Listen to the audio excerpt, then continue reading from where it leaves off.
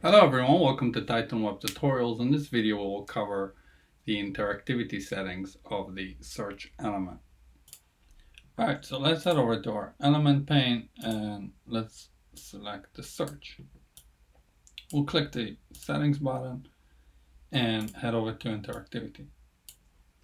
Our first option is hide on load, just gives you the option to hide the element as soon as the page loads. Afterwards you can unhide it, you can show it with a condition.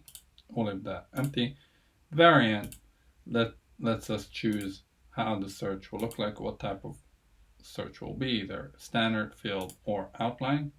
Let's just stick with the standard in this instance. The search trigger is very interesting. We'll cover this once we build this out and we'll show it. Label, placeholder, very simple. Placeholder will be what's inside. So we'll do type here to search. And the label will be here as well. All right, so this is the basic configuration. Now let's see what we can do with this. So whenever we search something, what we want to do is trigger something to run with this text that we just searched. So let's create something simple here, and we miss something out. Show clear button. This is just the X. Whenever we show it and we type something in, we can click the X and it will clear out what we wrote.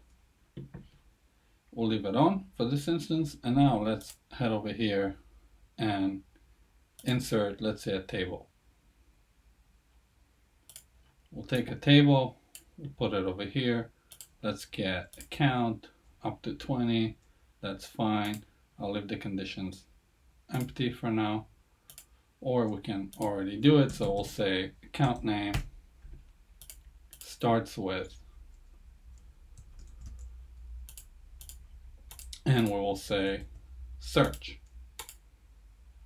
We can add more conditions, like if you want a specific record type or anything else you like. This is just a simple demo, and we'll bring in the account name.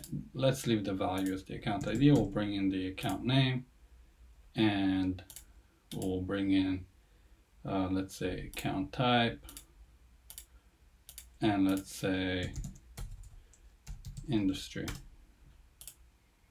We'll hit apply, and now what we want to control is when the search will happen. When do we invoke the get for our table? So if I'll click the search and go back to the interactivity, configure on search action, what we can do from here, we can invoke the search for the table. So head over to Salesforce action, and I'll select account get table E89. I didn't give my table a name, so I just gave it the default description. We'll hit apply, and let's just go back to the Salesforce pane and take a look at our gets. So we see our account get, it's running on user action, and we're invoking it from the search. Perfect. Now, our next settings, for instance, search trigger, will let us select when do we want this action to run, the on search action that we just configured. First option is to search. So whenever the user will click the magnifying glass, this is when the search will happen. Another option is on change. So while the user is typing, we can already start searching and showing the results as the user type. And blurs is whenever we leave the scope of the search, our search will run. So let's stick with search for now, and let's save it and hit preview. And let's just fix our condition, and I'll refresh my preview. And perfect. We have no data. Let's type something in. So I'll put Gene, I'll search, and I get one result. Let's just search for G, see what we get, and we get more results. Now let's take a look at our other triggers there. So if I'll do interactivity and I'll say search whenever the search changes, and I'll save it.